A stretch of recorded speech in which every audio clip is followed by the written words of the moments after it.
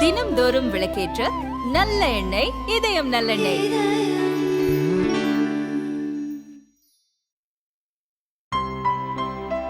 இனிமே கண்ணை மூடிட்டு கடலை எண்ணெய் வாங்கலாம். ஏன்னா மந்த்ரா கடலை எண்ணெய் இதயத்தின் தயாரிப்பு. வணக்கம். செய்திச் சுருக்கம். அதிமுக பொதுக்குழு கூட்டம் 23 தீர்மானங்கள் நிறைவேற்றம். அதிமுக பொதுக்குழு மற்றும் செயற்குழு கூட்டம் சென்னை வானகரத்தில் அவைத் தலைவர் தமிழ்மகன் உசேன் தலைமையில் தொடங்கியது. 2000க்கும் மேற்பட்ட உறுப்பினர்கள் பங்கேற்றனர். கட்சியின் பொதுச் செயலாளராக பழனிசாமி அதிகாரப்பூர்வமாக பொறுப்பேற்ற பின்னர் முதல் முறையாக பொதுக்குழு செயற்குழு கூட்டம் நடைபெறுகிறது.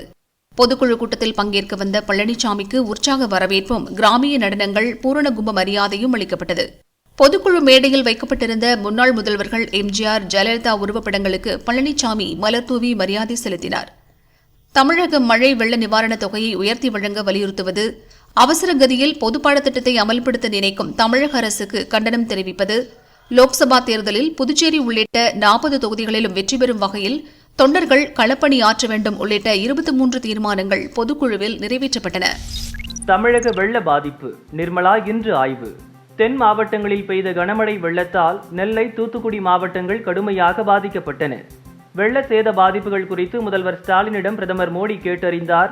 பாதிப்புகளை மத்திய அமைச்சர் நிர்மலா சீதாராமன் ஆய்வு செய்வார் என்றும் தெரிவித்தார்.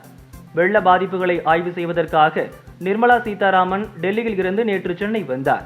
இன்று காலை தூத்துக்குடி வந்த அவர் கலெக்டர் லட்சுமிபதி மற்றும் அதிகாரிகளுடன் ஆலோசனை நடத்தினார்.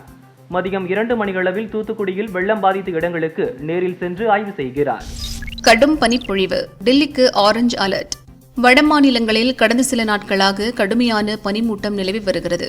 ஜம்மு காஷ்மீர், இமாச்சல பிரதேசம் உள்ளிட்ட மாநிலங்களின் ஒரு சில பகுதிகளில் மைனஸில் வெப்பநிலை பதிவாகிறது.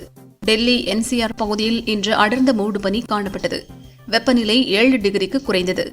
இந்தியா கேட், எய்ம்ஸ், சப்தர்ஜங் மற்றும் ஆனந்த் விஹார் பகுதிகளில் எதிரே வரும் வாகனங்கள் தெரியாத அளவுக்கு மூடுபனி சூழ்ந்திருந்தது. பனிமூட்டம் காரணமாக சர்வதேச விமானங்கள் உட்பட சுமார் 30 விமானங்களுக்கான வருகை மற்றும் புறப்பாடு இரண்டிலும் தாமதம் ஏற்பட்டது. காலை 6 மணி முதல் 9 மணி வரை டெல்லி ஏர்போர்ட்டுக்கு வந்த விமானங்களில் 7 விமானங்கள் ராஜஸ்தான் மாநிலம் ஜெய்ப்பூருக்கும், ஒரு விமானம் அகமதாபாத்துக்கும் திருப்பிவிடப்பட்டதாக அதிகாரிகள் தெரிவித்தனர். டெல்லியில் அடுத்த 2 நாட்களுக்கு கடுமையான மூடுபனி நிலவும் என்பதால் இந்திய வானிலை மையம் ஆரஞ்சு எச்சரிக்கை விடுத்துள்ளது. பனியை பொறுத்தவரை ஆரஞ்சு அலர்ட் என்பது 50 மீட்டர் குறைவான தொலைவில் உள்ள பொருட்களை மட்டுமே பார்க்க முடியும் என்பதும் குறிப்பிடத்தக்கது. கோயிலை விட்டு அரசை வெளியேற்ற இந்துக்கள் போராட வேண்டும். இந்து முன்னணி மாநில பொதுக்குழு கூட்டம் ஊத்துக்குளி அருகே உள்ள சசூரி கல்லூரி வளாகத்தில் நடந்தது. மாநில தலைவர் காடீஸ்வரா சுப்பிரமணியம் தலைமை வகித்தார். இந்து முன்னணி தென் பாரத அமைப்பாளர் பக்தன், மாநில அமைப்பாளர் ராஜேஷ், மாநில பொதுச் செயலாளர்கள் முருகானந்தம், பரமேஸ்வரன், அரசு ராஜா, கிஷோர் குமார் உள்ளிட்ட தமிழகம் முழுவதிலும் இருந்து ஆயிரக்கணக்கான இந்து முன்னணி நிர்வாகிகள் பொதுக்குழுவில் பங்கேற்றனர். அயோத்தி ராமஜென்மபூமி வரலாறு எனும் புத்தகத்தை காடேஸ்வரா சுப்பிரமணியம் வெளியிட சசூரி கல்லூரி நிறுவனர் கந்தசாமி உள்ளிட்டவர்கள் பெற்றுக் கொண்டனர்.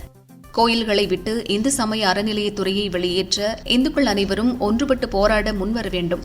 தமிழகத்தில் மீண்டும் தலைதூக்கும் பயங்கரவாதத்தை தடுக்க நடவடிக்கை எடுக்காமல் வேடிக்கை பார்க்கும் தமிழக அரசை கண்டிப்பது, நீதிமன்ற தீர்ப்புகளுக்கு அரசியல் சாயம் பூசி நீதித்துறையின் மாண்பை அவமதிக்கும் திமுகவுக்கு கண்டனம் தெரிவிப்பது, பழனி, திருச்செந்தூர் கோயில்களில் துவங்கி ஸ்ரீரங்கம் கோயில் வரை பக்தர்கள் மீது நடத்தப்பட்ட தாக்குதல் சம்பவங்களுக்கு கண்டனம் தெரிவிப்பது, தாக்குதலில் தொடர்புடைய இந்த அறநிலையத்துறை ஊழியர்கள், அதிகாரிகளை பணிநீக்கம் செய்ய வேண்டும் என்பது உட்பட பல தீர்மானங்கள் நிறைவேற்றப்பட்டன.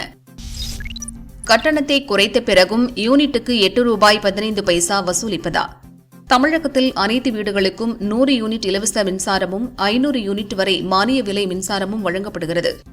இது அடுக்குமாடி குடியிருப்புகளில் உள்ள லிப்ட், மோட்டார் பம்ப் போன்றவற்றை உள்ளடக்கிய பொது சேவை பிரிவுக்கும் பொருந்தும்.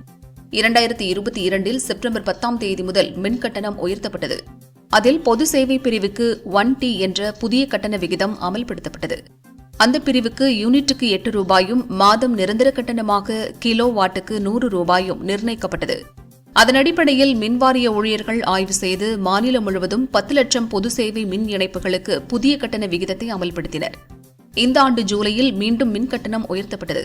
அதில் பொது சேவை பிரிவுக்கு யூனிட்டுக்கு 8 ரூபாய் 15 பைசாவாகவும், நிரந்தர கட்டணம் 102 ரூபாயாகவும் உயர்த்தப்பட்டது. இதனால் வாடகைதாரர்கள் உட்பட பலரும் பாதிக்கப்பட்டனர். மின் கட்டணத்தை குறைக்க வலியுறுத்தினர். கோரிக்கையை பரிசீலித்த அரசு 10 வீடுகள் அல்லது அதற்கு குறைவாகவும் 3 மாடிகள் அல்லது அதற்கு குறைவாகவும் லிப்ட் வசதி இல்லாத குடியிருப்புகளுக்கு பொது சேவை பிரிவுக்கான கட்டணம் ஒரு யூனிட்டுக்கு ₹5.50 குறைத்தது. இதற்கு 1E எனும் பெயரில் புதிய கட்டண விகிதம் ஏற்படுத்தப்பட்டது. இது நவம்பர் 1ஆம் தேதி முதல் அமலுக்கு வந்தது. இதையடுத்து 1T பிரிவுக்கு மாற்றப்பட்ட மின் இணைப்புகளை ஆய்வு செய்து அரசு நிபந்தனைகளின் கீழ் வரும் குடியிருப்புகளை 1E மின் கட்டண விகிதத்துக்கு மாற்றும் பணி துவங்கியது. பணிகளை இம்மாதம் 31ஆம் தேதிக்குள் முடிக்க மின்வாரியம் உத்தரவிட்டது. மின் கட்டண விகித மாற்றல் பணியில் ஊழியர்கள் அலட்சியம் காட்டி வருவதால் இன்னும் பல குடியிருப்புகளுக்கான மின் கட்டண விகிதம் மாறவில்லை என அடுக்குமாடி குடியிருப்பு வாசிகள் கூறுகின்றனர். இதனால் யூனிட்டுக்கு ₹5.50 மின் கட்டணத்தை அரசு குறைத்த போதும் ₹8.15 செலுத்தும் நிலை தொடர்கிறது என மக்கள் கவலை தெரிவிக்கின்றனர். உதவுவது போல நடித்து இளம்பெண் செயின் பறிப்பு.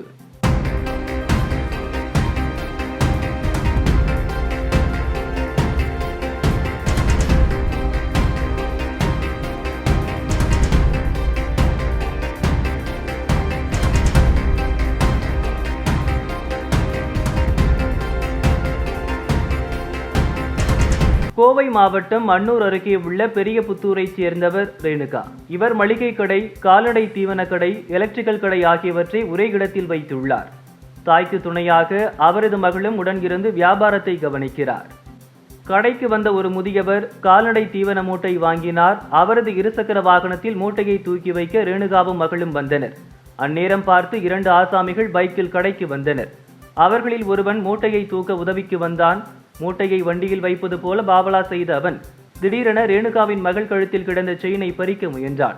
அதிர்ஷ்டவசமாக செயின் அறுபடவில்லை. திருடன் திருடன் என இளம்பெண் கூச்சலிட்டபடி விரட்டினார். உஷாரான 2 ஆசாமிகளும் பைக்கில் பறந்தனர். செயின் பறிக்க ஆசாமி முயன்றது சிசிடிவி கேமராவில் பதிவானது. அதன் அடிப்படையில் அன்னூர் போலீசார் மர்ம ஆசாமிகளை தேடி வருகின்றனர்.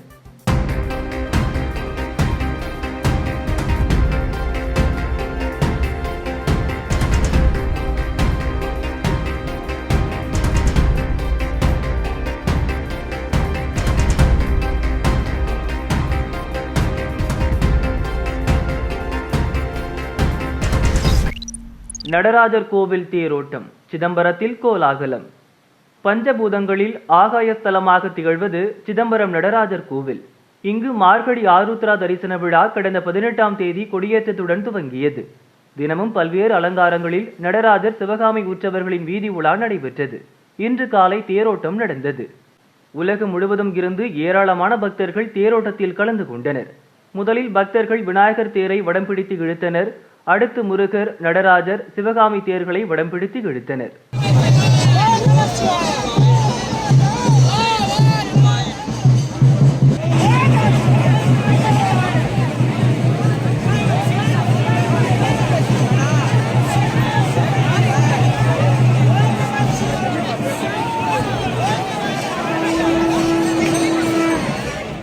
தேரோட்டம் நடந்த 4 மாட வீதிகளிலும் பரதநாட்டியம், மல்லர் கம்பம், பறை இசை போன்ற கலை நிகழ்ச்சிகள் நடைபெற்றன.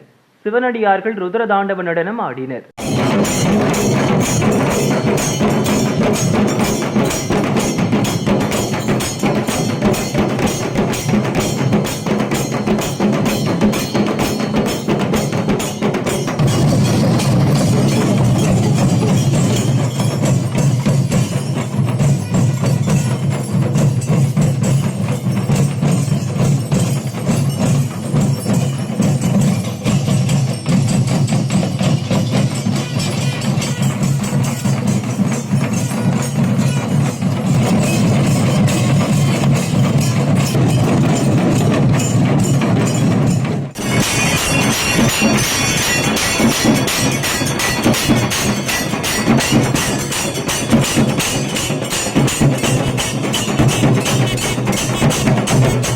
விழாவின் முக்கிய நிகழ்வான ஆருத்ரா தரிசனம் நாளை பிற்பகல் நடக்கிறது.